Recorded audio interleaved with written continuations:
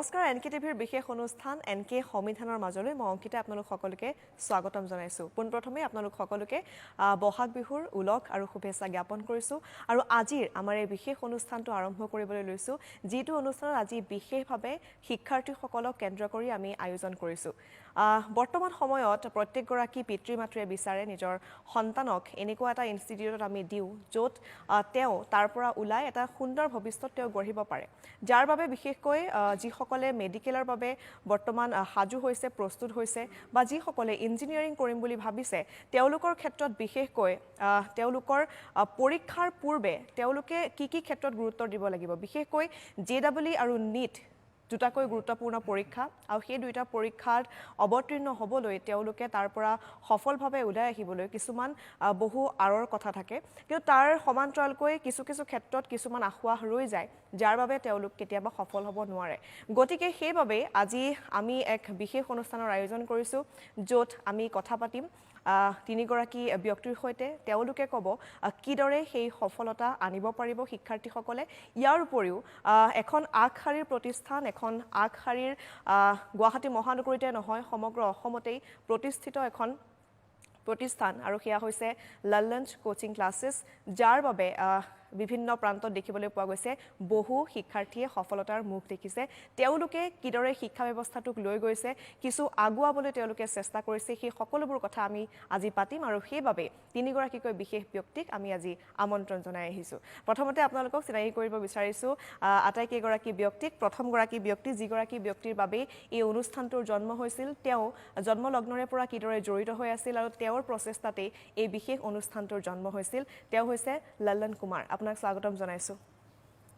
আৰু managing director আৰু founder তেওঁ এই বিশেষ অনুষ্ঠানৰ যাৰ বাবে আজি এই অনুষ্ঠানটো এক আগশাৰী অনুষ্ঠান হিচাপে প্ৰতিষ্ঠিত হৈছে ইয়াৰ সমান্তৰালকৈ আৰু এগৰাকী ব্যক্তি আছে তেওঁ doctor Rajdeep Mahanta HOD botany department আপোনাক স্বাগতম জনাইছো অবিনাশ চৌধুৰী আছে চিফ অপাৰেটিং অফিচাৰ আপোনাক স্বাগতম জনাইছো অনুষ্ঠানৰ মাজলৈ প্ৰথমতেই আটাইকে বিহুৰ শুভেচ্ছা জ্ঞাপন কৰিছো প্ৰথমতেই মই আপোনাৰ কাষত যাব বিচাৰিছো আপোনালোকৰ লাৰ্ণাৰ্ছ কোচিং ক্লাছেছৰ বিষয়ে কিছু কথা জানিব বিচাৰিছো আপোনালোকে কিদৰে আগবাঢ়ি গৈছে কিদৰে আপোনালোকৰ প্ৰত্যেকটো বিভাগ চলি আছে হয় পোনপ্ৰথমে অসমভাষীলৈ ৰঙালী বিহুৰ অলেখ শুভেচ্ছা জনালোঁ লাৰ্ণাৰ্ছ কোচিং ক্লাছেছৰ তৰফৰ পৰা আশা কৰোঁ অহা বছৰটো নতুন বছৰটো আপোনালোকৰো অতিকৈ সুসময় হওক আপুনি যেনেকৈ সুধিলে লাৰ্ণাৰ্ছ কোচিং ক্লাছেছ 2013ত এষ্টাব্লিছ হৈছিলে লাৰ্ণাৰ্ছৰ তত্ত্বাৱধানৰ আৰু লগত আৰু বেলেগ ব্যক্তিসকলো আছিলে তেওঁলোক এতিয়াও আছে আমি 2013ৰ পৰা আমাৰ যিটো মেইন মটৰটো সেইটো আছিলে যিটো সদায় পৰা এটা তথাকথিত কথা চলি আহে যে অসমৰ পৰা ষ্টুডেণ্টে বেছিকৈ JEE এডভান্স বা IITত নাপায় বা এইমছত নাপায় এই যিটো প্ৰব্লেমটো আছিলে এইটো সলিউশ্যন কৰাৰ কাৰণে আৰু তেতিয়াৰ পৰা আমাৰ এটাই লক্ষ্য হৈছিলে যে এফৰ্ডেবল কোচিং আৰু উচ্চত শিক্ষাদণ্ড আৰু একেবাৰে টপ লেভেল যিটো আপোনাৰ নেশ্যনেল লেভেলৰ যিটো প্ৰিপেৰেশ্যন হয় সেইটো সেনেকুৱা ধৰণৰ প্ৰিপেৰেশ্যন ষ্টুডেণ্টে যাতে বাহিৰত যাব নালাগে দিল্লী হওক কোটা হওক হায়দৰাবাদ হওক এইবিলাক জেগাত যাতে যাব নালাগে গুৱাহাটীতে যাতে তেওঁলোকে এনেধৰণৰ সুবিধাবিলাক লাভ কৰিবলৈ পাৰে তাৰ বাবে লাৰ্ণাৰ্ছ কোচিং ক্লাছেছৰ জন্ম হৈছিলে আৰু 2013ৰ পৰা আজি মই সুখী যে 2022লৈকে আমাৰ প্ৰত্যেকজন ব্যক্তি যোন আমাৰ লগত জড়িত আছে তেওঁলোকৰ তত্ত্বাৱধান তেওঁলোকৰ আশীৰ্বাদত আমি প্ৰত্যেক বছৰে এটলিষ্ট 50% ষ্টুডেণ্টক আমি এখন গভৰ্ণমেণ্ট কলেজত চিট দিয়াবলৈ সক্ষম হৈছোঁ ইদাৰ ইঞ্জিনিয়াৰিং বা মেডিকেল কলেজতে হওক মিনিমাম 50% ষ্টুডেণ্টক আমি আজিলৈকে চিট দিয়াই আছোঁ এণ্ড অবভিয়াছলি চাব গ'লে যেনেকৈ মই এতিয়া যে লাৰ্ণাৰ্ছ কোচিং ক্লাছেছ বা লাৰ্ণাৰ্ছ ইণ্টিগ্ৰেটেড একাডেমি আমাৰ একাডেমি যিখন তাৰ যিটো মই যদি ডিফাৰেঞ্চ বুলি সোধে মোক যদি কোচিংটো বহুত আছে লাৰ্ণাৰ্ছ কিয় বহুত আছে এইটো কথা এক্সেক্টলি চ' এইটো কিহৰ কাৰণে হয় যে এজন একদম সঁচা কথা ক'ব গ'লে এটা ক্লাছত 100জন যদি ষ্টুডেণ্ট থাকে তাৰে 5জন সঁচাকৈ ভালেই হয় নৰ্মেল এটা চিনাৰিঅ'ত তেওঁলোকক আপোনালোকে যদি বেছি ভালকৈ যদি মানে নৰ্মেল গাইডেঞ্চতো তেওঁলোকে ভাল ৰিজাল্ট কৰিবই আৰু বাকী আপোনাৰ ধৰি লওক বাকী 10জন বা 15জন এভাৰেজ ষ্টুডেণ্ট হয় বাকীখিনি অলপমান বিল' এভাৰেজ হয় ইউজুৱেলি আমি বহু ক্ষেত্ৰত কোচিং ইণ্ডাষ্ট্ৰিতে হওক বা স্কুলৰ ক্ষেত্ৰতে হওক আমি দেখা পাওঁ যে এই 5জন যিজন ভাল ষ্টুডেণ্ট আছিলে বা 5জন বা 10জন তেওঁলোকে অতিকৈ ভাল ৰিজাল্ট কৰে আৰু তেওঁলোকৰে প্ৰশংসা শুনা যায় যেনেকৈ মই ক'লোঁ যে যোৱা 9 বছৰত আমি 50% ষ্টুডেণ্টক দিয়াই আছোঁ ডেট মিনছ এই 5জনৰ লগত বা 10জনৰ বাকী লগতে কেইজন? বাকী 40জন বাকী 30জনক আমি চিট দি আছোঁ। That is the average students. আমাৰ মটো আৰু আমাৰ যি লক্ষ্যটো অকল ভাল ষ্টুডেণ্টে নহয়, যিসকলৰ পাৰ্চেণ্টেজ আপুনি ধৰি লওক 80, 70, 60, 50 পৰ্যন্তলৈ আছে, তেওঁলোকক যাতে আমি এটা ভাল চিট দিয়াব পাৰোঁ। কাৰণ তেওঁলোকৰ সপোন থাকে, পিতৃ মাতৃসকলে তেওঁলোকৰো এটা সপোন থাকে যে ডক্টৰ বনক বা ইঞ্জিনিয়াৰ বনক। তেওঁলোকেও যদি অলপমান গাইডেন্সৰ প্ৰয়োজন, প্ৰেক্টিকেলি অলপমান যদি গাইডেন্স দিয়া যায় আৰু যদি বুজোৱা যায় যে এই দুটা বছৰ 11-12ৰ যিটো বছৰটো বা যিখিনি কোপ আপ কৰিবলৈ লাগে সেইখিনি যদি ভালকৈ কৰা যায়, তেওঁলোকৰ ভৱিষ্যত অতিকৈ উজ্জ্বল। আৰু সেইবাবে লাৰ্ণাৰ্ছ কোচিং ক্লাছেছে এনেধৰণৰ ৰুলছৰ কাৰণে, এনেধৰণৰ প্ৰচিজাৰৰ কাৰণেই যোৱা 9টা বছৰত আমি সদায় ৰিজাল্টৰ ক্ষেত্ৰত সদায় টপ লেভেলত আছোঁ। And that is the difference basically. আৰু এনেকেই আশা কৰিছোঁ আগলৈও অহা 10 বছৰ 20 বছৰ যিমান থাকে, সদায় আমি ৰিজাল্টৰ ক্ষেত্ৰত সদায় আটাইতকৈ বেছি ভাল ৰিজাল্ট দিব পাৰোঁ ইন দ্য পাৰ্চেণ্টেজ ৰেচিঅ' হিচাপত। সেইটোৱে আচলতে বহুতে বিচাৰে, কাৰণ কেৱল প্ৰথম আগবাঢ়ি থকা কেইজনে নহয়, বাকী কেইজন ষ্টুডেণ্টকো চাব লাগিব, কাৰণ তেওঁলোকৰো এটা সপোন থাকে। কিন্তু সেইটো পূৰণ কৰিবলৈ এতিয়া চেষ্টা কৰি আছে তেওঁলোকে, আৰু আপোনালোক যথেষ্ট সফল হৈছে নিশ্চয়। কিমান ষ্টুডেণ্টক আপোনালোকে সফলতাৰে নিব পাৰিছে JEE বা NEET-ৰ ক্ষেত্ৰত? চাওক, মই যদি আৰম্ভণিৰ পৰা ক'বলৈ লাগে তেতিয়াহ'লে 2013ৰ পৰাই আমাৰ ফাৰ্ষ্ট যেতিয়া আৰম্ভ হৈছিলে, লালা ছাৰে তেওঁ পঢ়াইছিলে, 3জন ষ্টুডেণ্ট আছিলে ফাৰ্ষ্ট ৰুমত। ছাৰে এইখিনি ভালকৈ ক'ব পাৰিব। 3জন ষ্টুডেণ্টৰ পৰাই আমি ছেকেণ্ড ইয়েৰতে আমি CE লেভেলত টপ ৰিজাল্টছ দিছিলোঁ। আৰু তাৰপিছতে আমাৰ যিটো বিজয় যাত্ৰা বুলি ক'ব লাগিব, তাৰপিছতে আৰম্ভ হৈছিল। আৰু প্ৰত্যেক বছৰে এনেধৰণে আমি প্ৰত্যেক বছৰে এটলিষ্ট আমি 700-800 ষ্টুডেণ্টছক পঢ়াওঁ। মানে হওক ক্ৰেছ কৰ্চতে হওক, বেলেগ বেলেগ বেটছতে হওক, আমাৰ ড্ৰপাৰ বুলি বেটছ এটা থাকে, আমাৰ ক্লাছ 11ৰ বেটছ থাকে, ক্লাছ 12ৰ বেটছ থাকে। 2018ৰ পৰা আমি স্কুলো আৰম্ভ কৰিছিলোঁ। স্কুল মানে ইণ্টিগ্ৰেটেড একাডেমি, যিটোত আপোনাৰ স্কুলিং আৰু কোচিঙৰ যিটো ছিষ্টেমটো হয় সেইটো একেলগে কৰোৱা যায়। মেইনলি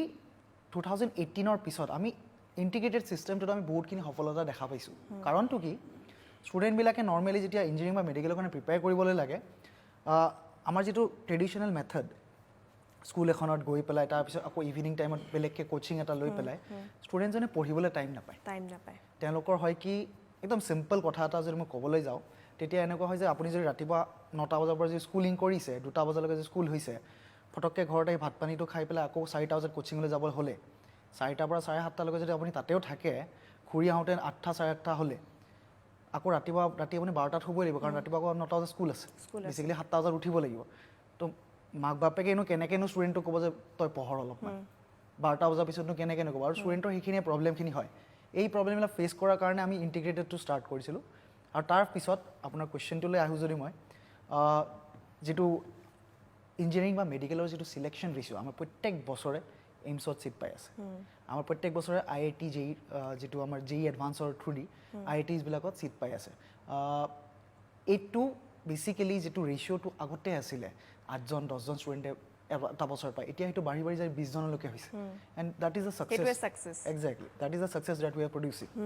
আৰু আশা আৰু মানুহে এতিয়া চিনি পাইছে আপোনালোকক, মানুহ আহিছে আপোনালোকৰ কাষলৈ, কাৰণ তেওঁলোকে যিটো ফলাফল বিচাৰিছে সেইটো পাইছে। এক্সেক্টলি। আমি কথা পাতি থাকিম, কিন্তু আপোনালোকক কৈছোঁ ফোন লাইনো আমাৰ খোলা থাকিব। যদিহে আপোনালোকৰ কিবা প্ৰশ্ন আছে তেনেহ'লে সুধিব পাৰে। খুবেই আচলতে গুৰুত্বপূৰ্ণ বিষয় আমি পাতি আছোঁ, আৰু 2022 বৰ্ষৰ পৰীক্ষাৰ বাবে কেনেধৰণৰ আচলতে তেওঁলোকে প্ৰস্তুতি কৰিব লাগিব সেই সন্দৰ্ভত এইবাৰ জানিব বিচাৰিছোঁ। লালনজী, আপোনাৰ ওচৰলৈ আহিছোঁ। কেনেকুৱা এইবাৰ 2022ৰ JEE NEET-ৰ বাবে কেনেকুৱা ধৰণৰ প্ৰস্তুতিৰ প্ৰয়োজন হ'ব? नीट और JEE 2022 का एग्ज़ाम आने वाला है। तो अभी जुलाई में 17 जुलाई को नीट का एग्ज़ाम है, और JEE मेन का जून लास्ट वीक में है, प्लस जुलाई लास्ट वीक में है, और JEE एडवांस का एग्ज़ाम अगस्त में अनाउंस हुआ है। तो एक्चुअली अभी जो लास्ट 2 मंथ्स है that is very important. And क्योंकि मैं खुद JEE एडवांस का एग्ज़ाम क्लियर करके और ये सब एग्ज़ाम क्लियर करके मैं IIT में आया था, और मेरे को एक्सपीरियंस है लास्ट जो 2 मंथ्स होता है वो बहुत ज़्यादा इम्पोर्टेंट होता है। और यदि स्टूडेंट लास्ट 2 मंथ्स में रिलैक्स हो गए तो वो रेस से बाहर हो जाएंगे, और लास्ट 2 मंथ्स में यदि बहुत ज़्यादा एक्स्ट्रा मोटिवेटेड हो गए तो वो सिलेक्ट भी हो जाएंगे। तो अभी सब स्टूडेंट्स को हम यही बोलेंगे कि अपना जो डिसिप्लिन है उसको मेंटेन करके रखें, अपना पेशेंस मेंटेन करके रखें। बहुत सारा पॉइंट्स आपको जगह जगह से सुनने के लिए मिलेगा, बट ऑलवेज फॉलो योर मन का बात, लाइक योर मन का बात आपको फॉलो करना है। आप जो डिसाइड किए उसको फॉलो करना है और हमेशा मोटिवेटेड रहना है। अभी आपको एक लास्ट 2 मंथ्स में कोशिश करना है कि ये आपका लास्ट अटेम्प्ट है और लास्ट अटेम्प्ट में आपको हर एग्ज़ाम क्रैक करना है किसी भी कीमत पे। उसके लिए आपको 14 आवर्स 15 आवर्स जितना भी पढ़ने का आप में क्षमता है, जितना भी आपको पावर है, आप उसको यूटिलाइज कीजिए। बीच में ब्रेक दे के पढ़िए, लेकिन आपका कंटिन्यूटी में ब्रेक नहीं होना चाहिए। मंडे टू संडे आपका ऐसा रूटीन होना चाहिए कि आपको जैसे आप इंजीनियरिंग का तैयारी कर रहे हैं तो आपका जो एम है आईआईटी मेडिकल का तैयारी कर रहे हैं तो आपका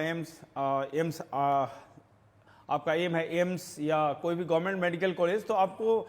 हमेशा आपके दिमाग में हमेशा घूमते रहना चाहिए कि इसको इस बार हमको कैसे भी क्रैक करना है। उसके लिए जितना भी रिवीजन करना हो, जितना भी टफ कॉन्सेप्ट हो, कोई भी कॉन्सेप्ट हो, जितना बार पढ़ना पड़े, 10 बार पढ़ना पड़े, 20 बार पढ़ना पड़े, उसको हम बार बार रिवाइज करेंगे, चाहे कुछ भी हो जाए। टफेस्ट से टफेस्ट टॉपिक को बार बार पढ़ने से भी वो आसान बन जाता है। अपने मन में विश्वास रखना है और हमारा स्टूडेंट को यही चीज़ बोलते हैं कि कोई स्टूडेंट खराब नहीं होता है। आप अभी कुछ भी हैं, अभी किसी भी स्टेज में हैं, मान लिया कि आपके नीट के एग्ज़ाम में कम मार्क्स आ रहा है, जितना एक्सपेक्टेड है आपका उतना मार्क्स नहीं आ रहा है, और अभी से आपको कोई बोल दिया कि अब तो तुम्हारा कुछ नहीं होने वाला है, अब तो तुम क्वालिफाई नहीं करोगे, तो ऐसे लोगों का बात बिल्कुल मत सुनिए। अपना घर में बैठ के आप टेस्ट खुद से दीजिए। बहुत सारे मॉक टेस्ट पेपर होते हैं, घर पे बैठ के उसको दीजिए और जो कमी है उसको समराइज कर लीजिए कि मेरा जैसे फिजिक्स में कौन सा पोर्शन वीक रह गया है, ऑप्टिक्स से मेरा मार्क्स नहीं आ पा रहा है, मॉडर्न फिजिक्स से मार्क्स नहीं आ पा रहा है, केमिस्ट्री में मेरा इनऑर्गेनिक केमिस्ट्री से मार्क्स नहीं आ रहा है या ऑर्गेनिक से मार्क्स नहीं आ रहा है। तो ऐसे पोर्शन को आप मार्क कर लीजिए और उसको पूरा शांत मन से, पूरा डेडिकेशन से, पूरा कंसंट्रेशन से उतना ज़्यादा टाइम दीजिए कि वो आपको अपना बन जाए। एक चीज़ हमेशा याद रखना है कि हर कमी का इलाज होता है, हर कमी का इलाज टाइम से होता है। यदि आप किसी भी चीज़ को टाइम ज़्यादा से ज़्यादा देंगे तो अपने आप वो चीज़ आपको डेवलप हो जाएगा। यदि आप उसको टाइम नहीं देंगे, शॉर्टकट करने की कोशिश करेंगे, शॉर्टकट में फॉर्मूला याद करके आप आगे बढ़ने की कोशिश करेंगे, तो आपको वो चीज़ कभी कमांड नहीं होने वाला है। तो जो भी आपका पोर्शन लग रहा है कि आपको वीक है, आप नहीं अच्छा से कर पा रहे हैं,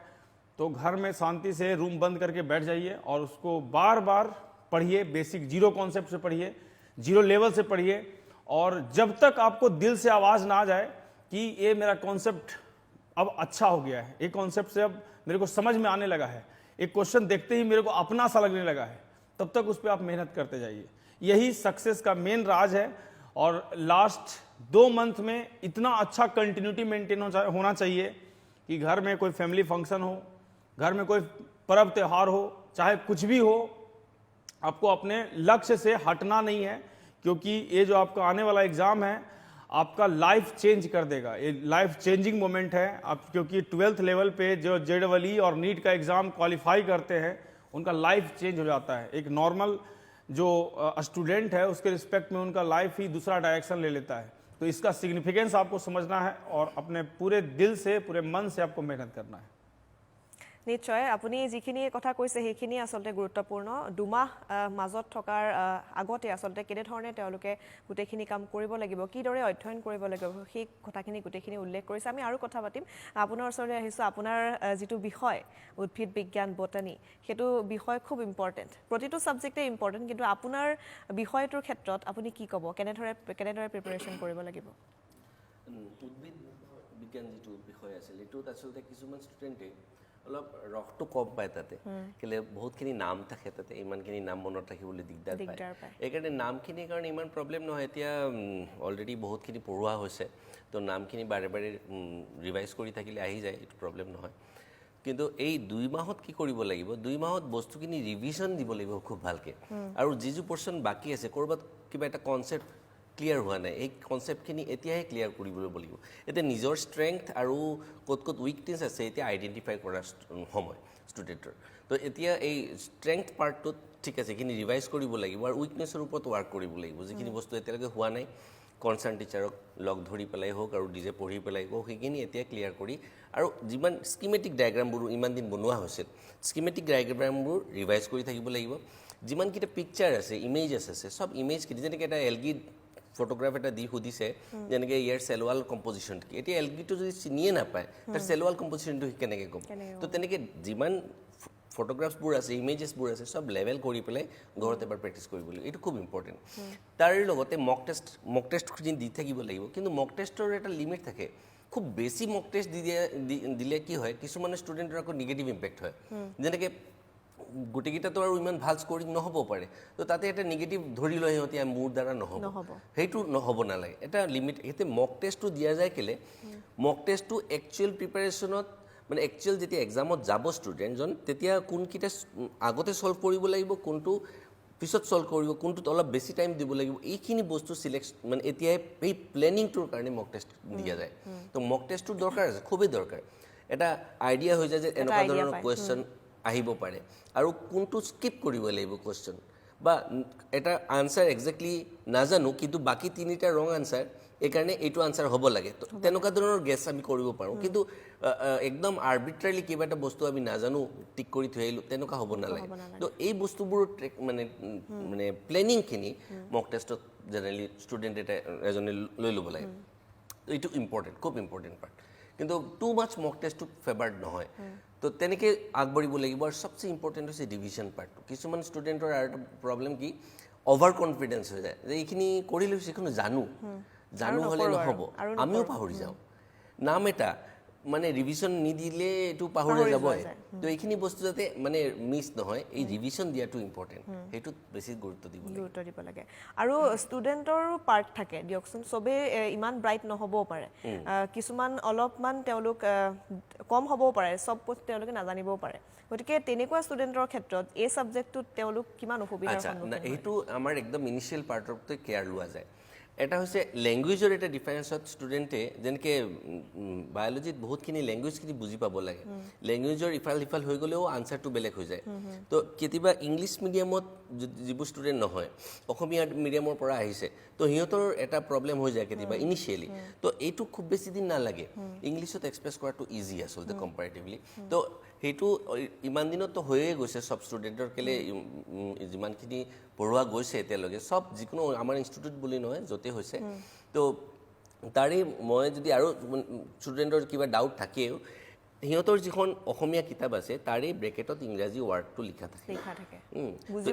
বুজিবলৈ সুবিধাৰ কাৰণে তো সেইটো বস্তু এবাৰ ফ'ল' কৰিলেই হ'ল তাৰে এটা চাৰ্ট বনাবও পাৰে ষ্টুডেণ্টে তো তেনেকৈ এইটো হৈ যায় মেইন প্ৰব্লেমটো তাতেই মানে কনচেপ্টত যে গৈ বায়'লজিত খুব এটা যে লেকিং বিহাইণ্ড কৰিব তেনেকুৱা নহয় যেনেকৈ জেনেটিক্সত কিছুমান কনচেপ্টছ আছে তো এইখিনি বস্তু অলপ এবাৰ কোনোবাই ভালকৈ বুজাই দি দিলে এইখিনি হৈ যাব কনচেপ্টৰ ক্ষেত্ৰত ইমান প্ৰব্লেম নাই কিন্তু এই যিটো বস্তু মনত ৰখা পাৰ্টটো এইটোত কিছুমান ষ্টুডেণ্ট অলপ লেকিং বিহাইণ্ড হৈ যায় এইটো এটা হৈছে ৰিভিজনৰ অভাৱ হৈ যায় কিছুমানৰ আৰু এটা হৈছে এই মিডিয়ামৰ ডিফাৰেঞ্চৰ কাৰণে কেতিয়াবা অলপ প্ৰব্লেম হয় তো এইখিনি ইমান দিনত মই ভাবোঁ সব ষ্টুডেণ্টৰে আহি গৈছে আৰু যদি বাই চান্স অহা নাই এইখিনি সময় যথেষ্ট সময় আছে 2 মাহ একদম কম সময় নহয় এইখিনি সময়ত কভাৰ কৰি ল'ব পাৰিব কিন্তু তাৰ কাৰণে এটা চাৰ্ট বনাই ল'লে হ'ল কিছুমানে আচলতে ভয় খায় যে মই পাৰিম নে নোৱাৰিম কিন্তু পাৰিব আচলতে তেওঁলোকে যিমানখিনি দিয়ে সেইখিনি আপোনালোকৰ ফালৰ পৰা দিয়ে বাকীখিনি ষ্টুডেণ্টে নিজে কৰিব লাগিব ৰিভাইজ কৰি থাকিলে তেওঁলোকে নিজে কষ্ট কৰিব লাগিব আৰু তাৰ পাছতে আচলতে গম পোৱা যায় তেওঁলোকে নিজেই গম পাব যে তেওঁলোকে পাৰিব নে নোৱাৰে আৰু এটা বিষয় আচলতে মই ভাষাৰ কথাটো আহিছে যেতিয়া আপোনাক সুধিব বিচাৰিছোঁ লালনজী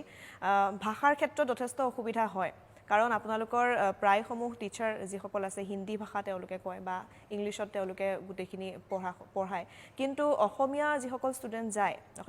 তেওঁলোকে অসমীয়া বিভাগৰ পৰা যায় তেওঁলোকৰ ক্ষেত্ৰত কি অসুবিধা হয় আৰু তেওঁলোকৰ সেই প্ৰব্লেমটো সলিউশ্যন আপোনালোকে কেনেকৈ দিয়ে देखिए अब मतलब साइंस सीखने के लिए सबसे बड़ा चीज़ तो लैंग्वेज कोई बैरियर नहीं है बट हम लोग कोशिश का इस बार हम लोग इनिशिएटिव लिए हैं कि पूरे असम में जैसे रिमोट प्लेसेस में बहुत जगह कोचिंग का यहाँ पे फैसिलिटी अवेलेबल नहीं है अच्छे ट्यूटर्स के द्वारा तो हम लोग इस बार अन अकेडमी के साथ पूरे आसाम में आसामीज लैंग्वेज में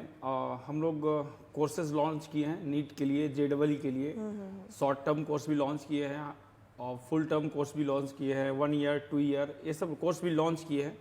इसमें हम लोग स्टूडेंट्स को जैसे आसाम के किसी भी पार्ट में वो बैठे हुए हैं और आसामीज लैंग्वेज में हम लोग उनको गाइड करेंगे, क्योंकि हम लोग का जो फैकल्टी का टीम है बहुत बड़ा है और उसमें बहुत सारे ऐसे फैकल्टी हैं जो आसामीज में बहुत अच्छे से आसामीज लैंग्वेज में साइंस को समझा सकते हैं, पढ़ा सकते हैं। तो हम लोग उनको वहाँ पे क्लास देते हैं और उसके थ्रू वो मतलब सिस्टमेटिकली सारा कोर्सेज, सारा क्लासेस हम लोग ऑनलाइन वे से उनको कंडक्ट करवाते हैं, जिससे कि स्टूडेंट आसामीज मीडियम में सारा चीज़ बिल्कुल 0 लेवल से सीख पाए और अपने जो आने वाला एग्ज़ाम है नीट 2023 या JEE 2023 या उससे बोर्ड का भी एग्ज़ाम का तैयारी कर सकते हैं। तो ऐसा हम लोग उसके लिए हम लोग सुविधा प्रदान कर रहे हैं। এইটো ভাল আপোনালোকে পদক্ষেপ লৈছে। কেতিয়াৰ পৰা এইটো আৰম্ভ কৰিছে আপোনালোকে? हम लोग का ऑलरेडी नीट के लिए ये कैप्सूल कोर्स स्टार्ट हो चुका है आसामीज लैंग्वेज में। उसमें बहुत सारे स्टूडेंट आसाम के डिफरेंट पार्ट से इनरोल किए हैं and they are highly benefited. उनको बहुत बेनिफिट हो रहा है क्योंकि हम लोग क्लासेस बिल्कुल टाइम से स्टार्ट करते हैं। 4 बजे क्लास होता है तो हम 4 बजे क्लास स्टार्ट हो जाता है और रेगुलरली पूरे वीक में हर दिन 2 क्लास हो रहा है और ये नीट का एग्ज़ाम का 1 वीक पहले तक ये क्लास चलेगा। तो ऐसे ही हम लोग नेक्स्ट मंथ JEE का क्रैश कोर्स स्टार्ट कर रहे हैं और क्लास 11 का रेगुलर क्लास स्टार्ट कर रहे हैं। क्लास 12 का भी रेगुलर क्लास स्टार्ट कर रहे हैं JEE और नीट के लिए। नीटৰ কাৰণে तो आसामीज लैंग्वेज में कोई भी स्टूडेंट इसको ज्वाइन कर सकता है। वो कहीं भी है, आसाम के किसी भी पार्ट में है और उसको मतलब अच्छा गाइडेंस यदि नहीं है तो वो मतलब एक टॉप लेवल का गाइडेंस ले सकता है। খুবেই ভাল আসলতে এইটো সুবিধা তেওঁলোকে প্ৰদান কৰিছে। যিসকলে আসলতে ভাষাৰ ক্ষেত্ৰত অসুবিধা পায় তেওঁলোকৰ বাবে এইটো খুবেই আসলতে ভাল হ'ব। আৰু এটা কথা সুধিব বিচাৰিছোঁ, আপোনালোকৰ ফেচিলিটিজবোৰ কেনেকুৱা? লেবৰ ক্ষেত্ৰতে হওক বা ইণ্টিগ্ৰেটেড যিখিনি কোৰ্চেছ আছে সেইখিনি ক্ষেত্ৰত কেনেকুৱা ধৰণৰ আপোনালোকৰ পদক্ষেপ লৈছে আপোনালোকে? হয়, এইটো ক্ষেত্ৰত মই ক'ব খুজিম, নৰ্মেলি যেতিয়া ইণ্টিগ্ৰেটেড একাডেমি বুলি কোৱা যায়, যিহেতু অসমত এইটো অহা আপোনাৰ ধৰক 5-6 বছৰ আহিছে বা আগতে আহিছে, চ' বহুতখিনি মানুহে এৱেৰনেছটো সিমান ভালকৈ নাই। আৰু গুৱাহাটীত আজিকালি বহুত ভালকৈ বা চিটিবিলাকত হৈছে, বাট কিছুমান ক্ষেত্ৰত ইণ্টিগ্ৰেটেড বুলি কোৱা গ'লে ভাবা যায় যে অকল ফিজিক্স, কেমেষ্ট্ৰি, বায়'লজি বা ফিজিক্স, কেমেষ্ট্ৰি, মেথছ অকল পঢ়োৱা যাব, বাকীবিলাক পঢ়োৱা নাযাব। তেনে ক্ষেত্ৰত লালাঞ্চ কোচিং ক্লাছেছ, লালাঞ্চ ইণ্টিগ্ৰেটেড একাডেমি ডিফাৰেণ্ট কিয় মই সেইটো বুজাই দিম একেলগে। হয়, এনেকুৱা হয় যে বহুত ইণ্টিগ্ৰেটেড একাডেমিত আপোনাৰ অকল যিকেইটা মেইন ছাবজেক্টকেইটা থাকে, যেনেকৈ ফিজিক্স হ'ল, কেমেষ্ট্ৰি হ'ল বা বায়'লজি হ'ল নীটৰ কাৰণে, এইকেইটা ভালকৈ পঢ়োৱা যায় বা বাকীবিলাক বস্তু আপুনি স্কুলত বেলেগকৈ কৰিব লাগে। আমাৰ তাতে ক্ষেত্ৰত হয় কি, আমাৰ যিটো গুৰুত্বটো দিয়া যায় এণ্ট্ৰেঞ্চৰ ক্ষেত্ৰতে হওক বা বৰ্ডৰ পৰীক্ষাতে ক্ষেত্ৰত সমানে দিয়া যায়। এনেকুৱা নহয় যে বৰ্ড পৰীক্ষাটো আপোনাৰ একেবাৰে এলাগি কৰি দিয়া যাব। সম্পূৰ্ণভাৱে গুৰুত্ব সেইটোতো থাকিব, কাৰণ অবভিয়াছলি বৰ্ডৰ যিটো মাৰ্কছটো সেইটো আমাৰ কাৰণে বহুত ইম্পৰ্টেণ্ট। আমিও এতিয়া ময়ো ষ্টেট বৰ্ডতে পঢ়ি অহা ষ্টুডেণ্ট হয়, চ' অবভিয়াছলি আমাৰ কাৰণেও মাৰ্কছটো যিটো হাই ছেকেণ্ডেৰী মাৰ্কছটো বা ক্লাছ 10ৰ মাৰ্কছটো যিটো এইটো বহুত ইম্পৰ্টেণ্ট আছিলে আৰু বহুত সংখ্যক পেৰেণ্টৰ কাৰণেও ষ্টুডেণ্টৰ কাৰণেও এইটো ইম্পৰ্টেণ্ট হ'ব। চ' সেইটো কাৰণে আমি এইটো কৰিব নোৱাৰোঁ যে অকল ফিজিক্স, কেমেষ্ট্ৰি, বায়'লজি বা ফিজিক্স, কেমেষ্ট্ৰি, মেথছ পঢ়াই পেলাই আমি এৰি দিব নোৱাৰোঁ। ইংলিছ, ফিজিকেল এডুকেশ্যন, CBSE ষ্টুডেণ্টৰ কাৰণে কম্পিউটাৰ ছায়েন্স, চাইক'লজি, ছায়েন্স ষ্ট্ৰীমৰ যদি হয়, যদি আপোনাৰ ধৰক HSC কাৰণে অল্ড ইংলিছ হৈ গ'ল, ইংলিছ হৈ গ'ল, কম্পিউটাৰ ছায়েন্স বা যিকোনো ধৰণৰ ছাবজেক্ট, এইবিলাক ছাবজেক্টটো বহুত ইম্পৰ্টেণ্ট। ৰিজন কি, আপোনাৰ ধৰক ফিজিকেল এডুকেশ্যন, ইংলিছ আছে, আপোনাৰ যদি পাৰ্চেণ্টেজ যদি এজন ষ্টুডেণ্ট নৰ্মেল ষ্টুডেণ্টে উঠাই চাই, যদি তেওঁলোকে যদি নীট বা JEE যদি এছপাইৰেঞ্চ হয়, তেওঁলোকৰ যদি বৰ্ডৰ পাৰ্চেণ্টেজটো চাই, মেক্সিমাম মানুহৰ হ'ব কি, যিটো পাৰ্চেণ্টেজ কমিছে বুলি কয় নহয়, এইবাৰ ছাৰ ভাল নহ'ল, মোৰ মাৰ্কছটো কমিছে, পাৰ্চেণ্টেজ ৰিজনটো কি, ইংলিছে কমাই দিছে বা বেলেগ ছাবজেক্ট এটা, ফিজিক্স, কেমেষ্ট্ৰি, বায়'লজি ঠিকে কৰিব, এনেকুৱা ধৰণৰ ছাবজেক্ট এটাত কমি আহে। চ' সেইটো কাৰণে আমি সম্পূৰ্ণ গুৰুত্ব দিওঁ। এনেকুৱা নহয় যে এইকেইটা ছাবজেক্টতো গুৰুত্ব থাকিবই, তাৰ লগতে ইংলিছ, ফিজিকেল যিকেইটা ছাবজেক্টৰ কথা মই ক'লোঁ, গোটেইকেইটা ছাবজেক্টৰ ক্লাছ হয় এণ্টায়াৰলি, প্লাছ সেইকেইটাত মাৰ্কছৰ ক্ষেত্ৰতে হওক, গোটেইখিনিতে হওক, লেবৰ পৰা আৰম্ভ কৰি গোটেইখিনি হয়। আমাৰ নিজৰ ইনষ্টিটিউটত লেবো আছে, চ' লেবো আপোনাৰ গোটেইখিনি কৰোৱা যাব, গোটেই সম্পূৰ্ণভাৱে লেব কৰোৱা যায়। প্লাছ ফেচিলিটিছৰ ক্ষেত্ৰত প্ৰত্যেকটো ক্লাছতে যিহেতু আমি একেলগে স্কুলিঙৰ যিটো পঢ়াটো, যিটো বৰ্ডৰ পঢ়াটো আৰু এণ্ট্ৰেঞ্চৰ পঢ়াটো একেলগে কৰোৱা যায়, টাইমটো বহুতখিনি বচুৱাই দিয়া যায়। এক্সট্ৰা ডাউট ক্লাছ আমি সদায় ৰাখোঁ আচ্ছা ডাউট ক্লাছ ৰখাৰ কাৰণটো এইটোৱে যাওক এজন ক্লাছত যেনেকৈ বেলেগ বেলেগ ধৰণৰ ষ্টুডেণ্ট থাকে কিছুমান ষ্টুডেণ্টৰ ডাউট থাকি যাব পাৰে আৰু তেওঁলোকে এইটো ভয়তে কিবোৰ আমি মেক্সিমাম ষ্টুডেণ্টৰ ক্ষেত্ৰত দেখিছোঁ আৰু ইমান বছৰ থকাৰ পিছতো দেখিছোঁ যে সুধিবলৈ টান পায় এটা ক্লাছত মই সুধি দিলে লাজ পাম কিবা এটা হ'ব আৰু মোক কিজানি গালিয়ে দিয়ে কোনোবাই হাঁহিবই কিজানি সেইটো ভয়তে বহুতে নুসুধে এই প্ৰব্লেমটো ছল্ভ কৰাৰ কাৰণে আমি এক্সট্ৰাকৈ ডাউট ক্লাছ দি আছোঁ যাতে যাৰ যদি ডাউট আছে তেওঁলোকে ইমিডিয়েটলি সেইটো ক্লাছত ফেকাল্টি থাকিব তেওঁলোকৰ লগত কথা পাতি পেলাই এইটো প্ৰপাৰ ক্লাছ এটাও নহয় যাতে তেওঁলোকে লাজ নাপায় বা কোনো ধৰণৰ শংকা নকৰে তেওঁলোকে ছেপাৰেটলি আহি পেলাই সুধিব আৰু সেইটো কাৰণে স্পেচিফিকেলি টাইম এলট থাকে সেইটোত হয় কি বেচিকেলি যাৰ অলপমান কিবা এটা সৰু সুৰা ডাউটো থাকিব পাৰে কিছুমানৰ সৰু ডাউট এটাৰ কাৰণে পিছলৈ যে টান অংকটো নিমিলা হয় আৰু সেইটো আমি ছল্ভ কৰিবৰ কাৰণে এনেধৰণৰ ডাউট ক্লাছৰ স্পেচিয়েল ফেচিলিটিটো দিয়া গৈছে প্লাছ আমাৰ হোষ্টেলছ ফেচিলিটি আছে হোষ্টেল ফেচিলিটিছ নিজৰে হোষ্টেল ফেচিলিটিছ আছে আৰু সম্পূৰ্ণভাৱে উচ্চ মানদণ্ডৰ হোষ্টেলছ এইবিলাক গোটেইখিনি সুবিধাই প্ৰদান কৰা যায় তাতে এজন ষ্টুডেণ্টক অভিয়াছলি মাক বাপেকে যেতিয়া দি থৈ যায় তেওঁলোকে আশা কৰে যে হোষ্টেলতে থাকক বা য'তেই নাথাকক মাক বাপেকে যেনেকৈ গুৰুত্ব দিয়ে বা যেনেদৰে কেয়াৰ কৰে ইনষ্টিটিউটেও বা হোষ্টেলে যাতে সেনেকৈ গুৰুত্ব দিয়ে আৰু আমি এই বস্তুটো বুজি পাই আমাৰ যিটো ছিষ্টেমটো তাকে আমি তেনেধৰণে ডেভেলপ কৰিছোঁ ইণ্ডিভিজুৱেল কেয়াৰ প্ৰত্যেকজন ষ্টুডেণ্টকে যাতে ইণ্ডিভিজুৱেল কেয়াৰটো তেওঁলোকে ফিল কৰে প্লাছ প্ৰত্যেকজন ষ্টুডেণ্টৰ কাৰণে আমি মেণ্টৰশ্বিপ কৰাই দিওঁ যাতে প্ৰত্যেকজন ষ্টুডেণ্টৰ লগত তেওঁলোকৰ এইটো বয়সটো যিটো 11-12 বয়সটো বা 8-9-10 যিটো বয়সটো যিটো উঠি অহা বয়সটো তেওঁলোকে এইটো টাইমত কিছুমান ষ্টুডেণ্ট এনেকুৱা লৈ যে মই ডাঙৰ হৈছোঁ কিছুমানৰ লাগে যে নাই মই এতিয়াও সৰুৱে আছোঁ চ' এই কনফিউজনৰ ষ্টেজ এটা বহুত আৰু এই সঁচা কথা ক'ব গ'লে এই দুটা বছৰে আপোনাৰ লাইফটো ডিচাইড কৰে পিছলৈ কি হ'ব 10 বছৰ পিছত এখন বেঞ্চতে বহি থকা 4জন ল'ৰাৰ এজনে US-ত থাকিব নে ক'ত থাকিব এজনে গুগলত চাকৰি কৰিব এজনে এইমছৰ ডক্টৰ হ'ব বা এজনে একো কৰা নাই এইটো ডিপেণ্ড হয় এইটো বছৰত আৰু সেইটো কাৰণে আমি প্ৰত্যেকজন ষ্টুডেণ্টকে মেণ্টৰশ্বিপ কৰি ইণ্ডিভিজুৱেল কেয়াৰ দিওঁ যাতে কোনোজন পিছ পৰি নাযায় 10 বছৰ পিছত তেওঁলোকৰ ফিউচাৰটো গঢ়িবলৈ আমি এই দুটা বছৰতে সম্পূৰ্ণ যিটো একচুৱেলি ব্লু প্ৰিণ্ট বুলি ক'ব পাৰি ব্লু প্ৰিণ্টটো আমি এইটো বছৰতে বনাওঁ 11-12তে বনাই দিয়া যায় আৰু তাৰ ফলত হয় কি ষ্টুডেণ্টজনেও বহুত কমফৰ্টেবল ফিল কৰে আৰু পাৰ্চনেলি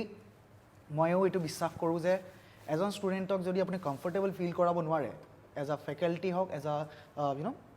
ইনষ্টিটিউট তেতিয়াহ'লে সেই ষ্টুডেণ্টজনৰ ডাউট থাকিয়ে যাব তেওঁ টিচাৰৰ লগত বহুত বেছি কমফৰ্টেবল হ'ব লাগিব আপোনাৰ যিকোনো ধৰণৰ ডাউটছবিলাক সুধিবৰ কাৰণে যিখিনি কথা ক'বৰ কাৰণে তেওঁ কমফৰ্টেবল হ'ব লাগিব আৰু লাৰ্ণাৰ্ছ কোচিং ক্লাছৰ লাৰ্ণাৰ্ছ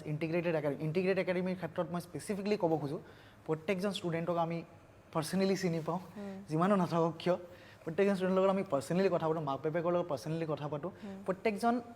ষ্টুডেণ্টৰে ডিটেইলছবিলাক আমি ছেপাৰেটলি পেৰেণ্টছক জনোৱা যায় তেওঁলোকৰ টেষ্টৰ মাৰ্কছ হৈ গ'ল তেওঁলোকৰ এটেণ্ডেঞ্চ হৈ গ'ল গোটেইখিনি কাৰণ এটা ক্লাছ মিছ কৰিলেও তেওঁলোকৰ বহুতখিনি লছ হয় প্ৰেক্টিকেলি ক'ব গ'লে নিটতে হওক জেইতে হওক কাৰণ ক্লাছেছবোৰ লিংক থাকে এটা টপিকৰ লগত এটা টপিক লিংক থাকিব পাৰে চ' সেইটো কাৰণে ক্লাছ যাতে তেওঁলোকে মিছ নকৰে গোটেইখিনি তেওঁলোকে পেৰেণ্টছৰ লগত প্ৰেক্টিকেলি এনেকুৱা হয় যে আমি তেওঁলোকৰ লোকেল গাৰ্জেন চ' সেইটো হিচাপে আমি আগবাঢ়োঁ আৰু সেইটো কাৰণে বহুতখিনি আমি ভাল ৰিজাল্টছ আৰু পজিটিভিটি দেখা পাইছোঁ ষ্টুডেণ্টৰ মাজৰ পৰাও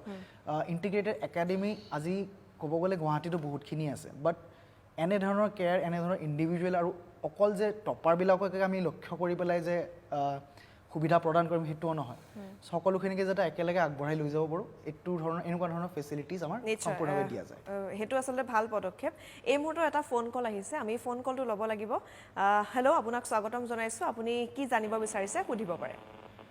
হেল্ল' হয় হেল্ল' মই দিছপুৰৰ পৰা কৈছিলোঁ মোৰ এটা প্ৰশ্ন আছিল যে যদি JEE কাৰণে আপুনি কম টাইম থাকে আমাৰ তাত আপুনি আমাৰ লগত ষ্ট্ৰেটেজিটো শ্বেয়াৰ কৰিব নেকি কম টাইমৰ ভিতৰত কেনেকৈ প্ৰিপেয়াৰ কৰিব পাৰি কম টাইমত কেনেকৈ প্ৰিপেৰেশ্যন কৰিব অঁ আচ্ছা তেওঁ সেইটো সুধিব বিচাৰিছে কম টাইমত কেনেকৈ কৰিব JEE বাবে JEE के लिए कम टाइम में कैसे प्रिपरेशन करें तो देखिए JEE का जो क्वेश्चंस होता है वो कम टाइम में रिवाइज किया जा सकता है कम टाइम में बहुत सारा चीज़ सीखा नहीं जा सकता है फिर भी स्टूडेंट जो पहले से पढ़ चुके हैं 2 साल या 3 साल उनको कम टाइम में कैसे रिवाइज करना है उनको हर चैप्टर का शॉर्ट नोट्स उनको बना लेना है जैसे जब उनका क्लास चल रहा था तो हर एक चैप्टर में फॉर एग्जांपल आयन इक्विलिब्रियम पढ़ रहे थे, तो आयन इक्विलिब्रियम का लेक्चर 1 में कौन सा फार्मूला ऐसा था जिससे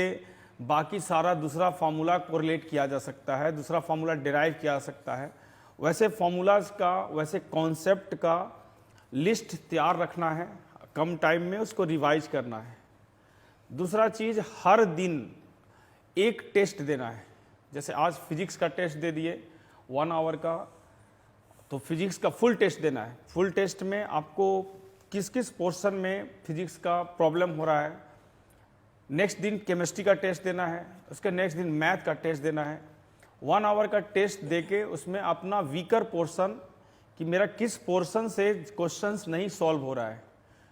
ऐसा कौन सा पोर्शन है जिसको देख के हमको डर लग रहा है। रिमेनिंग 23 आवर्स में पूरा कोशिश करना है कि उस फिजिक्स का वो पोर्शन अपना स्ट्रॉन्ग कर लेना है। और उसके लिए हम टेक्निक पहले ही बता दिए हैं कि यदि आप टाइम किसी भी टॉपिक को दीजिएगा, वो आपका वीक भी है, तो यदि आप उसको बार बार पढ़िएगा तो आपका स्ट्रॉन्ग हो जाएगा। उसके लिए आपको बस एक पेशेंस मेंटेन करना है, और वो पेशेंस तभी मेंटेन होगा जब आपको अपने ऊपर बहुत ज़्यादा सेल्फ कंट्रोल है। जैसे फॉर एग्जांपल हम लोग केमिस्ट्री में ही आयनिक इक्विलिब्रियम पढ़ रहे हैं। आयनिक इक्विलिब्रियम बहुत बड़ा चैप्टर है केमिस्ट्री का,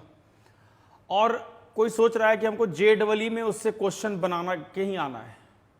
हम लोग आज केमिस्ट्री का टेस्ट दिए और उसमें मेरे से आयनिक इक्विलिब्रियम का क्वेश्चन नहीं बना, तो हम लोग क्या करेंगे कि आयनिक इक्विलिब्रियम का जो भी मेरे पास मटेरियल अवेलेबल है, NCERT अवेलेबल है, या कोई भी बुक अवेलेबल है, या क्लास नोट्स अवेलेबल है, यदि हम कहीं क्लास किए हैं तो हम लोग वहाँ का पूरा एक जगह से उसका पूरा नोट्स जहाँ से मेरे से क्वेश्चन नहीं बना है उसको पढ़ेंगे, और उसको इतना बार पढ़ेंगे जिससे कि मेरा डर खत्म हो जाए उससे, कि नेक्स्ट टाइम जब हम लोग टेस्ट दें तो आयनिक इक्विलिब्रियम का क्वेश्चन मेरे से सबसे पहले बन जाए। इतना बार उसको रिवाइज करना है।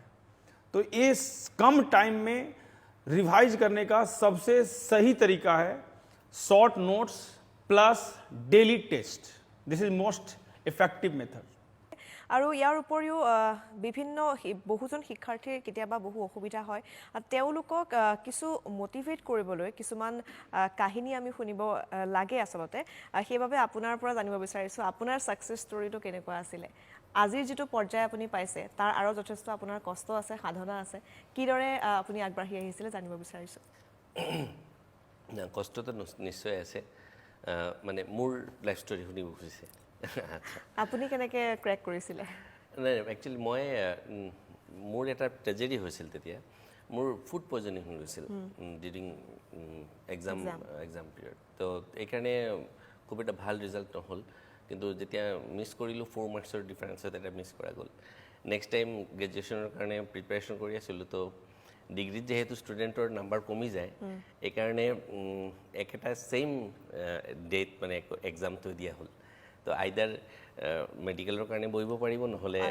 তেনেকুৱা ধৰণৰ আছিল। তো আমিতো সেইটো দিছিলোঁ বহুত লং বেক 99, তেতিয়া ডাঙৰ ডাঙৰ কুৱেশ্যন লিখিব লগা হৈছিল। তো এতিয়া সেইটো দিন নাই। তো ঠিকে আছে, তো নেক্সট গ্ৰেজুৱেশ্যন কৰিলোঁ, মাষ্টাৰ্ছ কৰিলোঁ, PhD কৰিলোঁ। তো তেনেকৈ আৰু। কিন্তু ষ্টুডেণ্টছৰ ক্ষেত্ৰত বহুত ষ্টুডেণ্ট এনেকুৱা আছে যিহঁতি মানে এনেকুৱাও বহুত মানে পিছ পৰি থকা ষ্টুডেণ্ট মটিভেট কৰি দিয়াৰ পিছত যেতিয়া মানে বহুত ভাল ৰিজাল্ট কৰি গৈছে তেনেকুৱাও আছে। আৰু কিছুমান ষ্টুডেণ্টৰ মানে মিছফৰ্চুন, সেইখিনি মই অলপ ক'ব খুজিছোঁ। যেনেকৈ এবাৰ কি হ'ল, এজনী ষ্টুডেণ্ট, মই নাম মেনশ্যন কৰিলে, খুশবু সিনহা। তো খুব ব্ৰিলিয়েণ্ট ষ্টুডেণ্ট, মানে যিকোনো বস্তু সুধিলেই আনচাৰ পোৱা যায় তাইৰ পৰা। তো এক্সাম হলৰ পৰা তাই ওলাই আহি মোক ইমিডিয়েট ফোন কৰি সুধিলে, ছাৰ কুৱেশ্যন পেপাৰ কি আপুনি ছেট কৰিছিল নি? মানে সব কমন পৰিছে। মোৰ তোমাৰ এক্সাম কি হৈছে? ছাৰ মোৰ ভাল নহ'ল। কেলৈ ভাল নহ'ল? 25th কুৱেশ্যনৰ আনচাৰটো 26ত মাৰ্ক কৰি দিলে। মানে কুৱেশ্যন পেপাৰখন পাই ইমানে ভাল হ'ল, তাইৰ আনচাৰ কুৱেশ্যন পেপাৰটো টিক কৰি গুচি গ'ল। পিছত যেতিয়া মাৰ্কিং কৰি আছিল তেতিয়া অলপ ডিফাৰেঞ্চৰ কাৰণে কি হ'ল, এতিয়া লাষ্টৰ আনচাৰখিনি গৈ চাইছে স্পেচে নাই, ক'ত তাই মাৰ্ক কৰিব। তো তেনেকুৱা ধৰণৰ কি হ'ল, তাই সেইটো বছৰ মিছ গ'ল। নেক্সট ইয়েৰ তাই মানে অলপ ভাল নহ'ল, তাইৰ ফিজিকেল প্ৰব্লেম আছিল। তো তেনেকৈ ধৰণৰ কিছুমান অলপ মিষ্টেকৰ কাৰণে ভাল ষ্টুডেণ্টৰ মিছ হৈ যায়। তো এক্সাম হলত এইকাৰণে খুব বেছি এলাৰ্ট থাকিব লাগে। কুৱেশ্যন প্ৰপাৰ কুৱেশ্যন পেপাৰ আনচাৰত মই মাৰ্ক কৰিছোঁ নে নাই সেই বস্তুটো ইম্পৰ্টেণ্ট আৰু কিছুমান বস্তু যেনেকৈ ড্ৰেছ কোডটো এটা খুব ইম্পৰ্টেণ্ট যেতিয়া ফাৰ্ষ্ট টাইম নীট আহিল ড্ৰেছ কোডটো বহুতে মন কৰা নাছিল অলপ হেৰাছমেণ্ট হ'ল তেতিয়া এক্সাম হলত যোৱাৰ তো তেনেকুৱা ধৰণৰ আৰু মক টেষ্টবোৰ এইকাৰণে মই কওঁ যে মক টেষ্টবোৰ দিব লাগে মক টেষ্ট নিদিলেই এক্সাম দিনাৰ যিটো প্ৰিপাৰেশ্যন সেইটো মেণ্টেল প্ৰিপাৰেশ্যনটো নাহে এইকাৰণে মক টেষ্টটো খুব গুৰুত্ব আছে তো আৰু এটা ষ্টুডেণ্টৰ কথা মই ক'ব খুজিছোঁ ইয়াৰ হায়াৰ ছেকেণ্ডেৰী ফাৰ্ষ্ট ইয়েৰত ই একদমেই পঢ়া নাই সঁচা কথা যিটো ছেকেণ্ড ইয়েৰত ই আমাৰ ওচৰত আহিছিল ছেকেণ্ড ইয়েৰত অহাৰ পিছত যেতিয়া মই দেখা পালোঁ তো ফাৰ্ষ্ট ইয়েৰ কমপ্লিট ভেকেণ্ট একদম গমেই নাপায় তো যি হওক ছেকেণ্ড ইয়েৰত অলপ চিনচিয়াৰলি পঢ়িলে আমি এইটো বিষয়ে কথা পাতিম এটা ফোন কল আহিছে আমি ফোন কল ল'ব লাগিব হেল্ল' আপুনি কোনে কৈছে হেল্ল' মোৰ নাম অনুজ ৰায় হ'ল হয় আপুনি কি জানিব বিচাৰিছে সুধিব পাৰে মই জানিব বিচাৰিছোঁ মানে কেনেকৈ কৰ্চ ফিজ হয় বা লণ্ডনৰ কোচিং ইনষ্টিটিউট গুৱাহাটীত আছে নে নাই ক্লাছবোৰ কেনেকৈ হয় ফেকাল্টিবোৰ পঢ়োৱা হয় এইবোৰ মানে বেছিকখিনি জানিব বিচাৰিছোঁ মানে আপুনি ক'ৰ পৰা কৈছে মই গুৱাহাটীৰ পৰা কৈছোঁ আপুনি কি জানিব বিচাৰিছে ক্লাছেছবোৰৰ বিষয়ে ক্লাছবোৰ মানে ফেকাল্টিৰ মানে বাহিৰৰ হয় বা ইয়াৰ হয় মানে আমাৰ লগ আৰু কোচিং ইনষ্টিটিউট মানে অলৰেডি ফাংচন আছে মানে ইয়াত আপুনি কিহৰ বাবে প্ৰিপেয়াৰ কৰি আছে কিন্তু মই নকৰোঁ মানে মোৰ এজন ভাইটি আছে মানে JEE আৰু নিটৰ কাৰণে জানিব বিচাৰিছিলোঁ মানে ক্লাছৰ মেথডবোৰ সুধিছে ক্লাছেছবোৰ কেনেকৈ কৰে আপোনালোকে কেনেকুৱা ধৰণেৰে সেইখিনি কথা ইতিমধ্যে আমি কথা পাতিছোঁৱেই সেইকাৰণে আপুনি কৈছেই চমুকৈ অকণমান কৈ দিলে ভাল ক্লাছ ষ্টাৰ্ট কৰছোঁ যদি মানে এতিয়া চাওঁ প্ৰত্যেকজন ষ্টুডেণ্টৰে প্ৰিফাৰেঞ্চবিলাক বেলেগ বেলেগ হ'ল যোনটো ক্লাছত পঢ়ি আছে সেইটো হিচাপে আমি ক্লাছেছবিলাক ষ্টাৰ্ট কৰাওঁ যেনেকৈ আমাৰ ধৰক প্ৰি ফাউণ্ডেশ্যন বুলি যিটো কওঁ আমি বেচটো আজিকালিৰ দিনত মানুহে কাৰণ 11-12ত যদি প্ৰিপেয়াৰ কৰে JEE বাবে বা নিটৰ বাবে যদি প্ৰিপেয়াৰ কৰে নিটত প্ৰত্যেক বছৰে অলমষ্ট 15 to 17 লাখ ষ্টুডেণ্টে দিয়ে মানে 17-18 লাখ ষ্টুডেণ্টে পৰীক্ষাই দিয়ে তাৰ ভিতৰত চিলেক্ট হোৱাটো মানে যিকেইটা ছিট আছে সেইকেইটা ছিটৰ কাৰণে যদি চিলেক্ট হ'ব লাগে তেতিয়াহ'লে এইটো প্ৰবেবিলিটিৰ কথা এটা ক'ব গ'লে অল অভাৰ ইণ্ডিয়াত তাতকৈ বেছি স্কুলছ আছে ছিটতকৈ বেছি প্ৰত্যেকজন টপাৰক ধৰিলেও সিও ছিট নাপায় তেনেকুৱা ধৰণৰ ক্ষেত্ৰৰ বাবে আমি প্ৰত্যেকটো ষ্টুডেণ্টৰ কাৰণে আমি বেলেগ ধৰণৰ ক্লাছেছ আৰম্ভ কৰোঁ এতিয়া সেইকাৰণে প্ৰি ফাউণ্ডেশ্যন বেচটো যিটো এইটোত হয় কি একচুৱেলি ক্লাছ 9-10ৰ পৰাই আমি ইণ্টিগ্ৰেটেড ছিষ্টেম ষ্টাৰ্ট কৰিছোঁ সেইটোত হ'ব কি ক্লাছ 9-10ৰ পৰা আপোনাৰ এণ্ট্ৰেঞ্চ প্ৰিপাৰেশ্যনলৈকে যিটো বস্তু আপুনি 2 বছৰত পঢ়িব লগা আছিলে 4 বছৰ 9-10-11-12 4 বছৰত আপুনি সেইখিনি বস্তুখিনি ডিটেইলছ ষ্টাইলত পঢ়িব অট'মেটিকলি ষ্টুডেণ্ট এডভান্স হৈ থাকিব আৰু আগলৈও তেওঁৰ সুবিধাটো সেনেকৈ আৰম্ভ হৈ যাব চ' 9ৰ কাৰণে আমাৰ প্ৰি ফাউণ্ডেশ্যনৰ বেচটো আমাৰ ষ্টাৰ্ট হ'ব 20 এপ্ৰিলৰ পৰা সেইটোতো আমি ষ্টাৰ্ট কৰিম 20 এপ্ৰিলৰ পৰা তাৰপিছত আপোনাৰ ক্লাছ যিসকলে HCCC এক্সাম আমাক কাউন্সিলৰ যিটো ষ্টেট বৰ্ডৰ যিটো এক্সামটো দিলে তেওঁলোকে এতিয়া ফ্ৰী ক'ব গ'লে ক্লাছ 12ৰ পিছত তেওঁলোকে এতিয়া নিট বা JEE কাৰণে তেওঁলোকে প্ৰিপাৰেশ্যন কৰি আছে CBSE ষ্টুডেণ্টৰ কাৰণে হৈছে কি তেওঁলোকৰ যিটো টাইম টেবুলটো সেইটো 1.5 মাহ 2 মাহৰ টাইম টেবুল এটা দিয়া গৈছে এইবাৰ মাজত বহুখিনি গেপ আছে ফিজিক্স কেমেষ্ট্ৰিৰ মাজতে হওক বা যিকোনো ছাবজেক্টৰ ক্ষেত্ৰত মাজত গেপ দিয়া আছে তেওঁলোকৰ হৈছে কি এতিয়া প্ৰিপাৰেশ্যন কৰিবলৈ যিটো এইটো লাষ্ট মোমেণ্টৰ যিটো প্ৰিপাৰেশ্যনটো সেইটো কাৰণে তেওঁলোকৰ সময়খিনি বহুতে তাকৰ চ' সেইটো কাৰণে আমি ক্ৰেছ কোৰ্চ ষ্টাৰ্ট কৰিছোঁ ক্ৰেছ কোৰ্চো আমাৰ ষ্টাৰ্ট কৰা গৈছে ক্ৰেছ কোৰ্চটোত হয় কি বেছিকেলি যিটো আমাৰ ৰাজদীপ ছাৰে অলৰেডি আগতে কৈছে ৰিভিজনটো এণ্টায়াৰলি যিটো ৰিভিজনটো সেইটো আমাৰ হ'ব 18 তাৰিখৰ পৰা ক্ৰেছ কোৰ্চ সোমবাৰৰ পৰা আমি জইন কৰিব পাৰিব ক্ৰেছ কোৰ্চটো থাৰ্ডলি ড্ৰপাৰ বেচ যিটো আমি কওঁ ক্লাছ 12ৰ পিছত তেওঁলোকে এটা বছৰ সম্পূৰ্ণ বছৰটোৰ যিটো কোৰ্চটো এইটো 2022 নহয় 23ৰ কাৰণে অহা বছৰৰ কাৰণ অলৰেডি যেনেকৈ মই ক'লোঁ একেবাৰে ইজিও নহয় নিট বা JEE বহুতৰে গোটেই বছৰটো তেওঁলোকে অলপো প্ৰিপেয়াৰো কৰা নাই তেওঁলোকে মানে এণ্ট্ৰেঞ্চৰ ক্ষেত্ৰত বেছি এটা বিশেষকৈ প্ৰিপেয়াৰ কৰা নাই বহুতে ভাবি থৈ দিয়ে আৰু অসমত এইটো বস্তু বহুতে চলে যে প্ৰথমতে বৰ্ডটো ক্লিয়াৰ কৰি লওঁ তাৰপিছত এণ্ট্ৰেঞ্চ ট্ৰাই কৰিম তাৰপিছত এবছৰ ড্ৰপ দিম দি পেলাই এণ্ট্ৰেঞ্চটো ট্ৰাই কৰিম চ' সেনেধৰণৰ ষ্টুডেণ্টসকলৰ কাৰণে এটা বছৰ কমপ্লিটলি কোৰ্চটোৰ কাৰণে আমি 26 এপ্ৰিলৰ পৰা 26 এপ্ৰিলৰ পৰা আমি ড্ৰপাৰ বেচটো ষ্টাৰ্ট কৰিম তাত আমাৰ গোটেইকেইটা চেণ্টাৰত আমাৰ ভেটাপাৰা আমাৰ জিৰিছ road zoo road Maligaon Satgaon আৰু অসমৰ বাকীসকল যিসকল ইনষ্টিটিউট আমাৰ চেণ্টাৰ্ছ আছে গোটেইকেইটা চেণ্টাৰত ষ্টাৰ্ট হ'ব নতুনকৈ আমি আৰু এটা পদক্ষেপ লৈছোঁ ভেটাপাৰাত আমি গুৱাহাটী ভেটাপাৰাত আমি ৰেচিডেঞ্চিয়েল কেম্পাছ এটা বনাইছোঁ ৰেচিডেঞ্চিয়েল কেম্পাছটো এইটো কাৰণেই বহুত ইম্পৰ্টেণ্ট যে নৰ্মেলি ষ্টুডেণ্ট এজন যেতিয়া ইনষ্টিটিউট এটাত পঢ়ে তেওঁলোকৰ হোষ্টেল ফেচিলিটিজ যিখিনি হয় বা তেওঁলোকৰ ক্লাছেছখিনি যিখিনি হয় বেলেগ বেলেগ কেম্পাছত হ'লে তেওঁলোকে ৱাকিং ডিষ্টেঞ্চত তেওঁলোকে যাবলৈ লাগে ৰেচিডেঞ্চিয়েল ফেচিলিটিটো আমাৰ যিটো এতিয়া ষ্টাৰ্ট কৰা গৈছে অ'পেনিং আছে 18 তাৰিখে একচুৱেলি তাতে হ'ব কি আপোনাৰ এটা বিল্ডিঙতে আপোনাৰ হোষ্টেল ক্লাছেছ গোটেইখিনি একেলগে হ'ব এইটো এটা ভাল সুবিধা হয় চ' আৰু ফেচিলিটিজৰ ক্ষেত্ৰতো গোটেই কেম্পাছটোৱে আমাৰ চ' তেওঁলোকে কোনো বাহিৰত যোৱা কোনো দিগদাৰিও নাপায় বা বাহিৰত যোৱাৰ কোনো তাতে সম্পূৰ্ণ মেডিকেল ফেচিলিটিজ 24/7 মেডিকেল ফেচিলিটিজ থাকিব ইনভাৰ্টাৰ জেনেৰেটৰ গোটেইখিনি যিখিনি সুবিধা লাগে ষ্টুডেণ্ট এজনক এটাই কাম থাকিব পঢ়া তাৰ বাহিৰে বেলেগ একো তাত নাই। থকা আৰু তাত থকা আৰু পঢ়া so' basically it's an entirely educational system residential কমপ্লেক্সটো আমাৰ বহুত দিনৰে সপোন আছিল ললান ছাৰৰ বহুত দিনৰ সপোন আছিলে এইটো কৰাৰ কাৰণে কাৰণ যিটো ৰেচিঅ'টো হৈ যায় তাৰপিছত যিটো কাৰণ বেলেগ কামেই নাই ওচৰৰ ৰুমটোলৈ যায়নো কিনো আড্ডা মাৰিব কাৰণ লগৰজনে পঢ়িয়ে আছে চ' এনেধৰণৰ সমস্যাবোৰ লগে লগে ছল্ভ হৈ যায় ছেকেণ্ডলি আমাৰ যিটো ৰুলছবিলাক থাকে আজিকালি পেৰেণ্টছ 2 বছৰৰ পৰা আগতে নাছিলে বেছি এটা এতিয়া আকৌ হৈছে লাষ্ট 2 বছৰৰ পৰা পেৰেণ্টছৰ ক্ষেত্ৰত দেখা পোৱা গৈছে যে ফোনটোলৈ বহুত দিগদাৰি পাইছে মানে অনলাইন চলিলতো 2 বছৰ চ' অনলাইন চলাৰ কাৰণে জুমতে হওক বা যি ধৰণৰ ছফ্টৱেৰ ইউজ কৰা হওক ষ্টুডেণ্টে কয় যে মই পঢ়ি আছোঁ ফোনত পঢ়ি আছোঁ লেপটপত পঢ়ি আছোঁ চ' তেনেধৰণৰ কথাৰ বাবে ফোনটো এতিয়া এনেকুৱা হৈছে ষ্টুডেণ্টৰ পৰা আপুনি আনিব নোৱাৰে এজ এ পেৰেণ্ট না ফোনটো লৈ আনিব নোৱাৰে ষ্টুডেণ্টজনে ক'ব যে মই পঢ়াটো বন্ধ কৰি দিলে বা ফোনটো দিব নোৱাৰে কিবা একেবাৰে এনি টাইমটো চাই থকাটো পচিবল নহয় চ' তেনেধৰণৰ ক্ষেত্ৰত আমি ফোন বা মোবাইল মানে লেপটপ এইবিলাকৰ ক্ষেত্ৰতো আমি যিটো ৰেচিডেঞ্চিয়েল কেম্পাছটো ষ্টাৰ্ট কৰিছোঁ তাতে সম্পূৰ্ণভাৱে ৰেষ্ট্ৰিকশ্যনছৰ ব্যৱস্থা কৰিছোঁ তেওঁলোকৰ যাতে সম্পূৰ্ণ দায়িত্বটো ল'ব পৰা যায় আৰু ডিষ্ট্ৰেকশ্যন যাতে তেওঁলোকৰ নাথাকে টিভি আপোনালোকৰ NK-TVৰ জৰিয়তে মই এইটো কথাও ক'ব খুজিম যে অসমত এনেধৰণৰ পেৰেণ্ট বহুত আছে যোনে মানে একেবাৰে হাইৰাণ হৈ গৈছে ষ্টুডেণ্টৰ এই ফোনৰ উৎপাতত বা লেপটপৰ উৎপাতত গেমৰ ক্ষেত্ৰত আমি সদায় পাওঁ এনেকুৱা কাহিনী এক্সেক্টলি চ' এনেধৰণৰ সমস্যাবিলাক ছল্ভ কৰিবৰ কাৰণে আমি ৰেচিডেঞ্চিয়েল কমপ্লেক্সটো ষ্টাৰ্ট কৰিছোঁ য'ত এই গোটেই প্ৰব্লেমছবিলাক ৰেষ্ট্ৰিকশ্যনৰ ক্ষেত্ৰত পঢ়াৰ ক্ষেত্ৰত সম্পূৰ্ণভাৱে উচ্চত শিক্ষা প্লাছ ফেচিলিটিজ লাইব্ৰেৰী ফেচিলিটিজ থাকিব তাতে কম্পিউটাৰ লেব আছে আমাৰ বায়'লজি লেব ফিজিক্স লেব কেমেষ্ট্ৰি লেব প্ৰেক্টিকেল যিটো শিক্ষাটো হয়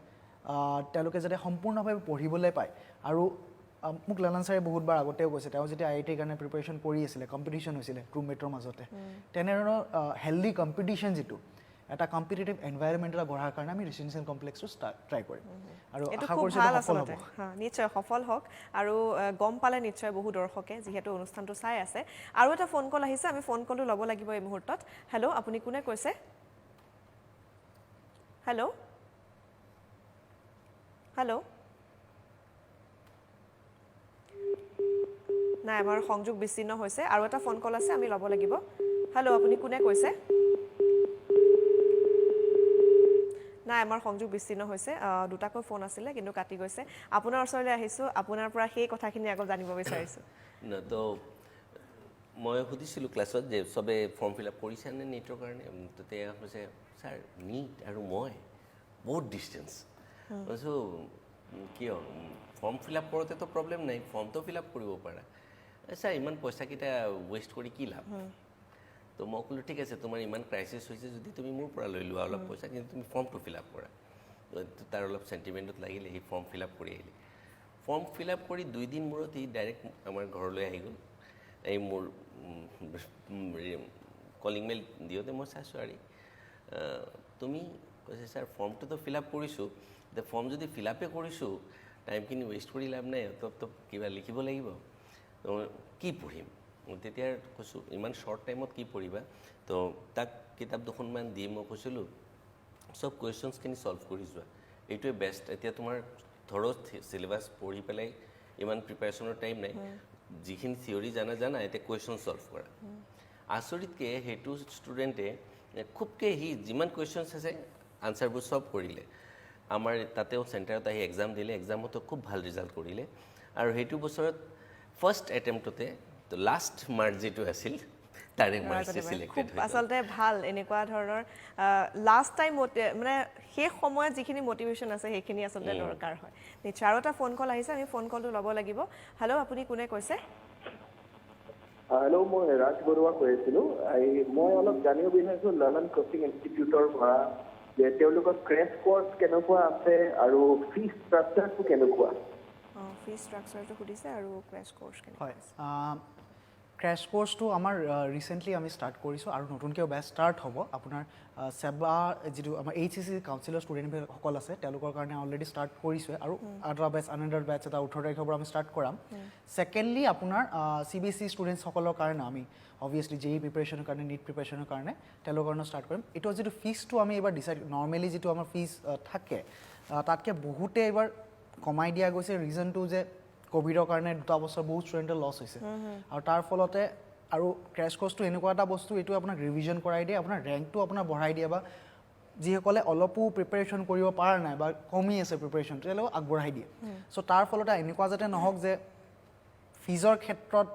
অসুবিধা লাভ কৰি যাতে এডুকেশ্যনটো কমপ্লিট নহওক এইটো কথা ভাবি আমি এবাৰ ফিজটো বহুখিনি কমাই দিয়া গৈছে। আমাৰ 9,999ত আমি এণ্টায়াৰলি কোৰ্চটো দিয়াই আছোঁ এতিয়া। তাতে আপোনাৰ গোটেইখিনি DPP মেটেৰিয়েল ষ্টাডি মেটেৰিয়েল যিখিনি মডিউলছ বুলি কওঁ আমি ফিজিক্স কেমেষ্ট্ৰি বায়'লজি বা ফিজিক্স কেমেষ্ট্ৰি মেথছৰ যিখিনি মডিউলছ থাকে সেইখিনি ইনক্লুডেড থাকিব। ফেকাল্টিজ যিসকল ফেকাল্টিজৰ মই কথা ক'বলৈ ওলাইছোঁ তেওঁলোকে নিজেই এই এক্সামবিলাক ক্ৰেক কৰি আহা তেওঁলোকে নিজেই এনেধৰণৰ এণ্ট্ৰেঞ্চ কম্পিটিটিভ এক্সামবিলাক তেওঁলোকে ভালদৰে চিনি পাই থৈ তো এডুকেশ্যনৰ ক্ষেত্ৰত কোনো ধৰণৰ অসুবিধা নাই। প্লাছ গাইডেঞ্চৰ ক্ষেত্ৰতো আমি সকলোৱে সম্পূৰ্ণভাৱে গুৰুত্ব দিওঁৱে। ক্ৰেছ কোৰ্চটোৰ ক্ষেত্ৰত সেইটো কাৰণে আপুনি যদি তেওঁ যদি শুনি আছে মই ক'ব খুজিম ক্ৰেছ কোৰ্চৰ ক্ষেত্ৰত যদি ভাবিছে আৰু পলম নকৰি পেলাই যদি আপুনি HCC ষ্টুডেণ্ট হয় আৰু পলম নকৰি পেলাই সোনকালে নামভৰ্তি কৰোৱাটো বেছি ইম্পৰ্টেণ্ট কাৰণ এটা ক্লাছ মিছ গ'লে বহুতখিনি মিছ যাব। যিহেতু 2 বছৰ কোৰ্চটো আপোনাৰ 3 মাহৰ ভিতৰত শেষ কৰোৱা যায় মানে সাধাৰণ কথা এটা যে কেলকুলেশ্যনটো লগালে গম পাব 2 বছৰ কোৰ্চটো 3 মাহত শেষ কৰা যাব এটা ক্লাছ মিছ হ'লেও কিমানখিনি মিছ হ'ব সেইটো গম পোৱা যায়। চ' বেছিকৈ টাইম আৰু পলম নকৰি পেলাই যিসকল পেৰেণ্টছে আজি তেওঁৱে নহওক যিসকল পেৰেণ্টছে আজি চাই আছে অনুষ্ঠানটো তেওঁলোকে এইটোৱে ক'ব খুজিম ঠিক আছে বহুতে যদি ভাবিছে যে অহা বছৰ ট্ৰাই কৰিম অহা বছৰৰ কাৰণে কৰিম এক্সামটোতো দিবতো সেইদিনাখন যে তাতে নখ কামুৰি থকাতকৈ কিবা এটা জানি যাওক আৰু সেইটো কাৰণে যাতে প্ৰিপেয়াৰ হৈ যায় অলপমান আৰু সেইটো কাৰণে ক্ৰেছ কোৰ্চটোৱে বহুতখিনি হেল্প কৰিব আৰু বহুতখিনি ইম্পৰ্টেণ্ট হয়। আৰু অবভিয়াছলি ফিজৰ ক্ষেত্ৰত যিমানে থাকে আমি সদায় হেল্প কৰোঁ। আমাৰ বহুতখিনি স্কিমছো আছে দৰিদ্ৰ আৰু পিছপৰা অঞ্চলৰ পৰা লোকসকলৰ কাৰণে চৰ চাপৰি অঞ্চলৰ লোকসকলৰ কাৰণে আমি বহুত ধৰণৰ স্কিমছ আমি প্ৰভাইড কৰোঁ আপ টু 100% স্কলাৰশ্বিপ আমি দিওঁ যিকোনো কোৰ্চতে। চ' তেনেধৰণৰ সুবিধা আপোনালোকে লাভ কৰিবলৈ পাৰে। পঢ়াৰ ক্ষেত্ৰত যাতে কোনো ধৰণৰ অসুবিধা নহয় মেইন মটো সেইটোৱে ফিজৰ কাৰণে হওক পইচাৰ কাৰণে হওক যাতে কোনো এজন ষ্টুডেণ্টে যিটো উচিত শিক্ষা সেইটো যাতে নোপোৱাকৈ নাথাকে সেইটো আমাৰ মেইনলি গুৰুত্ব দিয়া যায়। আৰ্থিকভাৱে দুৰ্বল তেওঁ শিক্ষাৰ্থীসকলৰ কাৰণেও আপোনালোকে সেই ব্যৱস্থা গ্ৰহণ কৰিছে। আৰু এটা ফোন কল আহিছে আমি ফোন কলটো ল'ব লাগিব। হেল্ল' আপুনি কোনে কৈছে? নমস্কাৰ মেম মই তেজপুৰৰ পৰা কৈছোঁ। হয় মই মিষ্টাৰ হক মই কথা এটা সুধিব গৈছোঁ ছাৰক আমাৰ যিসকল এতিয়া হায়াৰ ছেকেণ্ডেৰী ফাইনেল দিলে যিসকলে হায়াৰ ছেকেণ্ডেৰী ফাইনেল দিলে বিশেষকৈ সেৱা আমাৰ ল'ৰাজনৰ সেৱা তেখেতে এই টেষ্ট চলিছেনে বা অফলাইনৰ কি ব্যৱস্থা আছে নিটৰ কাৰণে আজিৰ নিটৰ নিট এটেম্প কৰিলে বা কিবা কৰিলে তাৰপিছত এই JEEটো কৰিব পাৰিলে শুনা পাওঁ আমি ইমান নাজানো যে আমাৰ ষ্টুডেণ্টে নিট কৰিলে এইবিলাক নাথাকে মেম গতিকে সেই ষ্টুডেণ্টটো নিটটো বাৰু ক্ৰেছ কোৰ্চ বা কিবা এটা কৰিলে তাৰপিছত সেইটোত নহয় JEE কৰিব পাৰিব নাই তেতিয়া ব্যৱস্থা আছে লণ্ডন ইয়াত মই হৰ্ডিং চৰ্ডিং দেখিছোঁ তেজপুৰত অফলাইন ইয়াত ব্যৱস্থা আছে নাই সেইটো জানিব বিচাৰিছোঁ। তেজপুৰৰ পৰা কৰিছে তেওঁ Tezpur offline classes crash course के लिए हाँ, प्रिपरेशन के लिए और नीट अगर नहीं हुआ तो क्या होगा नीट नीट अगर क्लियर नहीं हुआ तो क्या होगा? देखिए आपका क्वेश्चन बहुत ही वैलिड है और जैसे हम लोग जैसे ही मतलब government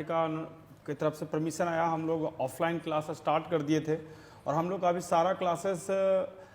maximum classes offline mode में ही चल रहा है चाहे वो तेजपुर में हो चाहे गुवाहाटी में हो और हम लोग का डिफरेंट ब्रांचेस पे ऑफलाइन मोड में ही चल रहा है और हम लोग के सारे फैकल्टी ऑफलाइन मोड से ही पढ़ा रहे हैं। जहाँ तक रहा बात फर्स्ट अटेम्प्ट में एग्ज़ाम क्लियर होगा या नहीं होगा ये बहुत ही कम्पिटिटिव एग्ज़ाम है और बहुत ही सीरियस स्टूडेंट इसमें बैठते हैं तो हो सकता है कि बहुत सारे स्टूडेंट का फर्स्ट अटेम्प्ट में क्लियर ना हो तो हम पहले ही बता चुके हैं कि जब तक स्टूडेंट एक थ्रेशोल्ड, एक मिनिमम लेवल से ऊपर नहीं जाता है, तब तक उसका इस एग्ज़ाम में नहीं होगा। क्योंकि ये एग्ज़ाम बोर्ड टाइप का एग्ज़ाम नहीं है कि आपको गेस क्वेश्चन रहेगा, उसमें से कुछ क्वेश्चन आ जाएगा, आप मतलब अच्छा कर जाएंगे। इसमें स्टूडेंट का ये एबिलिटी मेजर होता है कि वो स्टूडेंट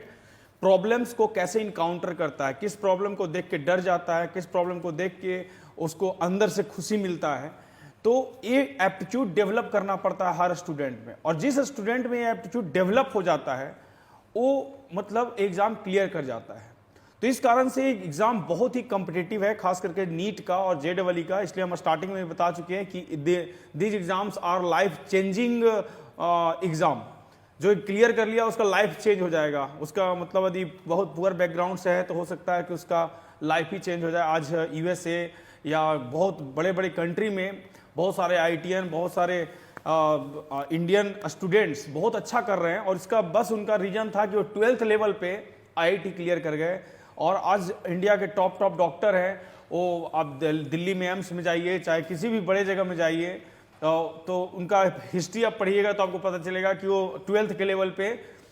नीट जैसा पहले CBSE PMT होता था वो क्लियर किए थे। तो ये एग्ज़ाम बहुत कम्पिटिटिव है। यदि एक स्टूडेंट फर्स्ट अटेम्प्ट में मान लिया कि नहीं किसी रीजन से क्लियर कर पाया, उसको पेशेंस बिल्कुल नहीं खोना चाहिए, उनको पेशेंस रखना चाहिए। उनको मन में यदि विश्वास है कि यदि उनको डॉक्टर बनना ही है तो अपना पेशेंस ना खोएं, फिर से रिपीट दें, फिर से मेहनत करें, और जो कमी रह गया उनका 11th 12th में उस कमी को दूर करें। क्योंकि ये एग्ज़ाम बिल्कुल क्वालिटी बेस्ड एग्ज़ाम है, क्वांटिटी बेस्ड नहीं है कि यदि कोई स्टूडेंट सोचता है कि वो बचपन से बहुत तेज है तो वो डॉक्टर बन ही जाएगा, कोई ज़रूरी नहीं है। यदि इस टाइम में उसको सही टेक्निक नहीं मिला पढ़ने का, टू द पॉइंट यदि वो नहीं पढ़ाई किया, प्रॉब्लम सॉल्व नहीं किया, प्रॉब्लम प्रैक्टिस नहीं किया, टू द पॉइंट उसको लिमिटेड टाइम में क्वेश्चन सॉल्व करने नहीं आता है, तो वो नहीं एग्जाम क्लियर कर पाएगा। और हम लोग कोचिंग में यही सिखाते हैं कि लिमिटेड टाइम में आपको टू द पॉइंट कैसे पढ़ना है, कैसे एग्जाम को ब्रेक करना है, एग्जाम से के क्वेश्चन से कैसे नहीं डरना है, ये चीज़ हम लोग सिखाते हैं। तो मेरे तरफ से बेस्ट विशेष है जो भी स्टूडेंट तैयारी कर रहे हैं, बट एक बार में सक्सेस नहीं मिले तो IIT और डॉक्टर इतना बड़ा टर्म है कि उसके लिए आप रिपीट दीजिए, कोई प्रॉब्लम नहीं है, बट मेहनत में कमी नहीं होना चाहिए। अभी कुछ स्टूडेंट मेरे इस बात से थोड़ा सा इसको निगेटिवली भी ले सकते हैं कि सर रिपीट करने के लिए बोल रहे हैं। हम रिपीट करने के लिए नहीं बोल रहे हैं। यदि आपका तैयारी कंप्लीट हो चुका है, आप यही टाइम आपका फाइनल गोल्डन अपॉर्चुनिटी है, पूरा अपना ताकत लगा दीजिए। लेकिन लाइफ में ऐसा नहीं होता है, कुछ लोग फेल भी हो जाते हैं, फर्स्ट अटेम्प्ट में नहीं जिनका होगा उनको हिम्मत नहीं हारना है, अपने लक्ष्य से कंप्रोमाइज भी नहीं करना है। कि हम बचपन से सोच रहे थे डॉक्टर बनने के लिए, अब सोच रहे मेरा पहला बार में नहीं हुआ तो हम अब लाइन चेंज कर देंगे, दूसरा लाइन में चले जाएंगे। रिपीट दीजिए, फिर से अटेम्प्ट कीजिए, जरूर आपका होगा। ধন্যবাদ জ্ঞাপন কৰিছোঁ আপুনি ফোন কৰাৰ বাবে। আৰু আমাৰ সময়ো হৈ আহিছে, আমি বিদায় ল'ব লাগিব। শেষত 2 লাইন আপোনালোকৰ পৰা মটিভেশ্যন কেনেকৈ দিব, কি ক'ব শেষত? নে যিকোনো ষ্টুডেণ্টে নোৱাৰা ষ্টুডেণ্ট কোনো নহয়। যিকেইজন ষ্টুডেণ্ট নীটত বহিব কাৰণে মানে কোৱালিফাইড, সব ষ্টুডেণ্টৰে একজন ভাল ডক্টৰ হোৱাৰ কেপাচিটি থাকে। কথাটো হৈছে কিছুমান ষ্টুডেণ্টে অলপ বেছি টাইম দিছে, ডেভোট কৰিছে, কিছুমানে অলপ কম ডেভোট কৰিছে। তো পিছত কিছুমানে ৰিয়েলাইজ কৰে, কিছুমানে বস্তুটো আগত ৰিয়েলাইজ কৰি লৈছে। সেইকাৰণে কথাটো এইখিনিয়ে, অলপ যিকেইদিন আছে বৰ কম দিন নহয়, 2 মান্থছ যদি আছে হাতত, যথেষ্ট টাইম এইখিনি যদি ভালকৈ কামত লগাই দিয়া যায় আৰামতে ক্লিয়াৰ হৈ যাব পাৰে। নিশ্চয় আপোনাৰ পৰা बस हम यही बोलेंगे सारे एस्पिरेंट्स को कि कुछ किए बिना जय जयकार नहीं होती, कोशिश करने वालों की हार नहीं होती। थैंक यू, बेस्ट विशेष। আপুনি কি ক'ব শেষত? বহু সংখ্যক ষ্টুডেণ্টে যিসকলে অলৰেডি প্ৰিপেয়াৰ কৰি আছে JEE এক্সামৰ কাৰণে বা নীট এক্সামৰ কাৰণে, তেওঁলোকলৈ শুভেচ্ছা। তেওঁলোকে যাতে ভালকৈ এক্সামটো দিয়ে আৰু ভয় যাতে নাখায়, আৰু যি ধৰণৰ প্ৰিপেৰেশ্যন কৰি আছে তেনেধৰণে যাতে প্ৰিপেৰেশ্যন কৰি থাকে। যিসকল আৰু ফেকাল্টিয়ে তেওঁলোকক যিটো কথা কৈছে, আশা কৰিছোঁ যে তেওঁলোকে ভাল ইনষ্টিটিউটত, তেওঁলোক ভাল ফেকাল্টিৰ পৰা পঢ়িছে, গাইডেঞ্চ পাইছে, আৰু ফেকাল্টিয়ে যিটো কথা কৈছে বেছিকৈ টেনশ্যন নলয়। চবৰে কেপাচিটি বেলেগ বেলেগ হয়। এজন মানুহৰ কেপাচিটি যে 100% থাকে সেনেকুৱাই যে চবৰে ব্ৰেইন হ'ব এনেকুৱা নহয়। মই এটা বিশ্বাস কৰোঁ যে নিজৰ কেপাচিটি যদি 100% দিয়া যায় তেওঁ ছাকচেছফুল হ'ব। চ' তেনেধৰণে পঢ়িলেই হ'ল। সকলোৱে যাতে নিজৰ কেপাচিটি যাতে নিজকে চিট নকৰে, নিজকে যাতে 80%ত ৰাখি নথয়, নিজকে যাতে 90%ত ৰাখি নথয়, নিজৰ কেপাচিটি লৈ পেলাই 100% যাতে দিয়ে, আৰু সেইটো কৰিলে নিশ্চয়কৈ চবৰে হ'ব। আৰু এইটো আশা কৰিছোঁ যে সকলোৱে অতি সুখী হওক, আৰু এই ৰঙালী বিহুৰ বতৰত, ৰঙালী বিহুৰ টাইমত মই সকলোকে এইটোৱে শুভেচ্ছা জনাইছোঁ যাতে আপোনালোকৰ জীৱনবোৰো ৰঙালী হওক। আৰু আশা কৰিছোঁ অহা 2 মাহত 3 মাহত যিকেইটা এক্সাম আহি আছে, নীট হওক, জেই হওক, জেই এডভান্স হওক, অসমৰ পৰা, অকল আমাৰ পৰাই বুলি মই নকওঁ, গোটেই অসমৰ পৰাই অতি ভাল ৰিজাল্ট যাতে ডেভেলপ হওক। সদায় মেইনলেণ্ডৰ পৰা অসমৰ ৰিজাল্ট যিটোকেইটা কম্পেৰিজনত দেখা যায়, বহুত কম সংখ্যক ষ্টুডেণ্টে বহুত বেছি ভাল কৰে। তেনেধৰণৰ যদি আমাৰ অসমৰ পৰা এইবাৰ যাতে ৰিজাল্ট হওক, আমাৰ অসমৰ যাতে নাম নেশ্যনেল প্লেটফৰ্মত উজ্বলে, তাকে আশা কৰিছোঁ। নিশ্চয় ধন্যবাদ জ্ঞাপন কৰিছোঁ আপোনালোক আটাইকে আজি অহাৰ বাবে। খুব ভাল লাগিলে কথা পাতি, আৰু আপোনালোকে এইখিনি সময় দিয়াৰ বাবে বহুত বহুত ধন্যবাদ জ্ঞাপন কৰিছোঁ। আৰু ইয়াৰ লগে লগে NK সংবিধানৰ পৰা মই অংকিতাই বিদায় ল'ব লাগিব। চাই থাকিব NK TV, আৰু আজিৰ এই অনুষ্ঠানৰ পৰা বিদায় লৈছোঁ। ধন্যবাদ।